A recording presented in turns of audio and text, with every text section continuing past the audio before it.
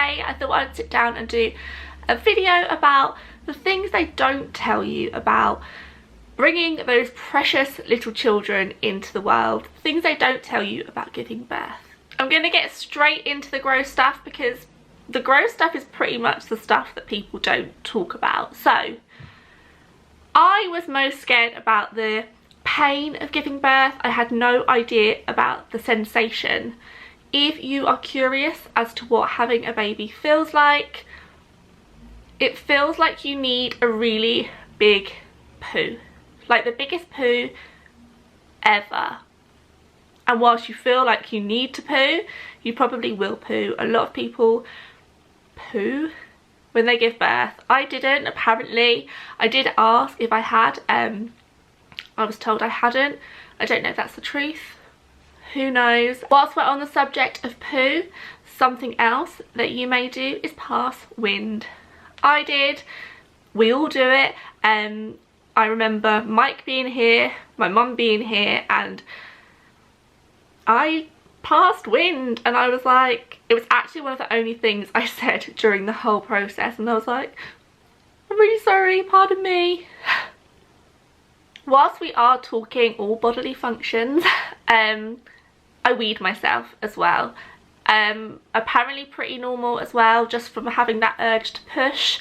In my case, I actually pushed and also broke my waters at the same time. So yeah, your waters might not break at home like it does appear to happen on the films, you know, oh, my waters are broken.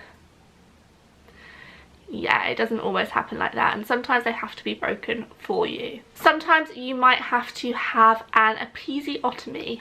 Again, I didn't have one, but friends of mine have. They've told me all about it, and what you might think is just a little snip can actually be like a front to back job. I thought that contractions were going to be the worst part of it, but actually I kind of just dealt with them as they came. I breathed through them and found my own way to cope. The ring of fire, however, the bit that nobody talks about, oh my gosh, wow. It is exactly what it says on the tin. It is a ring of fire. I have never felt anything like it, and it was the one point of giving birth when I actually said, I can't do this, I cannot do this, and I freaked out. Literally right at the end, as he was crowning, I was like, no, I take it back, can't do this. Yeah, not the most pleasant of feelings, but when you pass that, your baby's here, so kind of,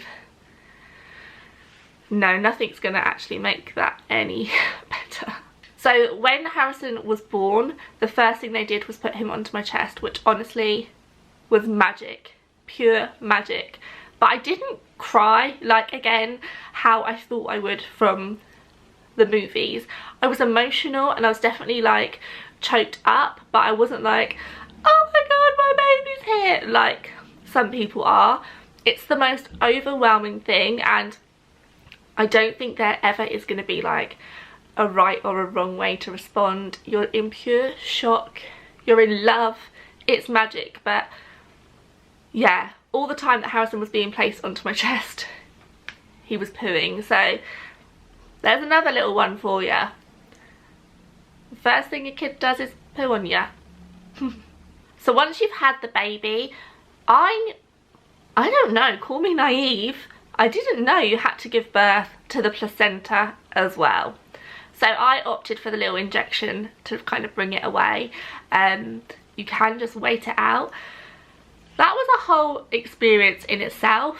I mean, I was too busy cuddling Harrison and looking at him and talking to him to care what was happening down there at that point, but very, very odd. And the midwife, the student midwife, asked me if she could have my placenta. Of course I said yes. When you give birth, there's gonna be blood. Like, there's no way around it, there's gonna be blood.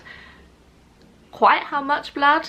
Whoa, nobody told me that. So I had to get up from the bean bag like soft play area that I gave birth over to the bed.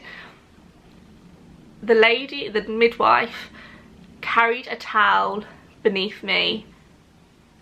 Wow. I'm pretty sure Mike was like, ah, at that point.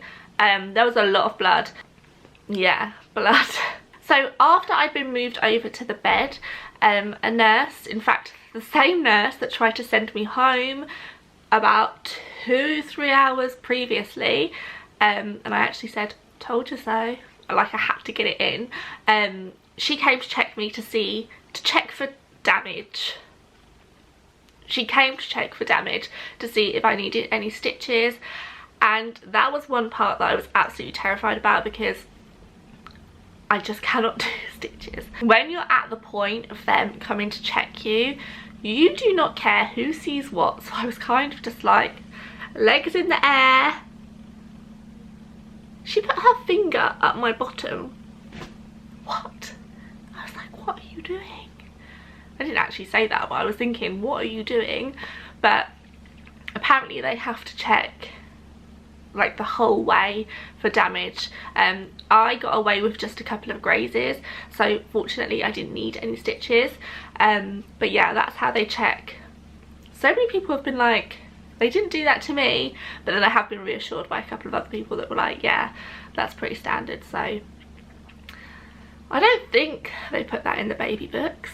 I went for a shower pretty much immediately after giving birth. Not immediately, that is an exaggeration. I had a few visitors and then I was like, right, I need to go and have a shower because I'm covered in blood. My mum came in with me because I was feeling so dizzy at that point, and it was kind of just someone to give me a little bit of help. You have no idea what it feels like when you have just given birth. It feels like your whole body has been crushed. You have just been through the most intense thing in the world, the most amazing thing in the world, but also the most painful thing. And whilst I think I had a pretty straightforward, dare I say it, easy birth experience, it still hurts so much. I remember not being able to sit down properly for ages. We had guests and me being like polite, let them take the chairs, and I was on the floor like, oh. An essential for all mum-to-bees for their hospital bag is a water spray. It's water spray. Seriously, above everything else, take a water spray. Why? Because peeing is gonna hurt for about 2 weeks. Know what, it's like the Ring of Fire all over again every time you pee. Immediately when I went into the shower, I think I peed in the shower. That was the only way that I could, and that even happened at home. Gross, I know, completely unhygienic, but who cares? Yeah, peeing in the shower was the only way, unless I had a 2-litre bottle of water to pour at the same time. So yeah, if you are gonna have a baby soon, go and buy a bottle of water, not to drink, to pour. So whilst peeing hurts for 2 weeks, that's nothing compared to not being able to poo for 2 weeks.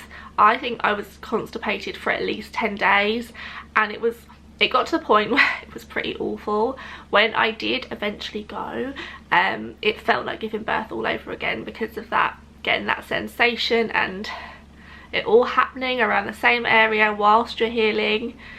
It was pretty damn awful. Counteract all of that stuff, I have to tell you that giving birth is actually the most amazing thing in the world, and none of that matters. You don't care if you've pooed, who's seen you, how much you've bled, how much you can't poo, how much you feel like you need to poo, who you've just farted in front of. None of that matters.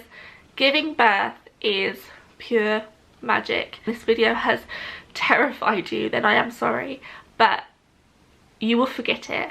I actually, whilst I know those pains and those feelings exist, I cannot remember them. I couldn't come close to imagining them now.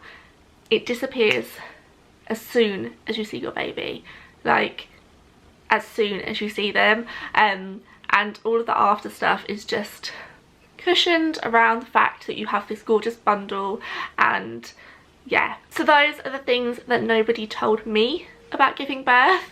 I'd love to know what things nobody told you, so make sure you comment them below and let's chat about this. You know me, nothing's off limits, nothing is TMI. I've spoken about every single bodily fluid going in this video and every single bodily function. So yeah, let's chat. Make sure that you subscribe, give this video a big thumbs up and share it if you would, and I'll see you soon. Bye.